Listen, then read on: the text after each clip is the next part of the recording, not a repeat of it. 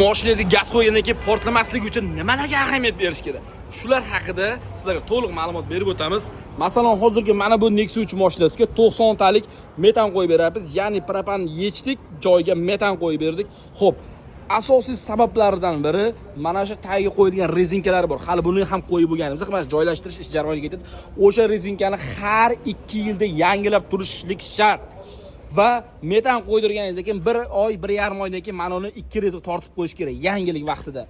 Va har 3 yil davomida ballonni ichini tozalatib turish kerak va undan keyingi darajadagi holatda aytadigan bo'lsak, doim zapravkani pik qilmash kerak.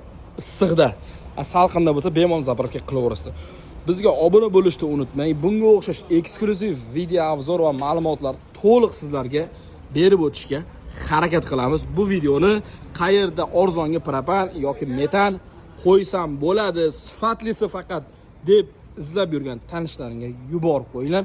Xizmatlar bo'yicha bemalol murojaat qilishlaring mumkin. Idealniy ustanovka qilib beramiz.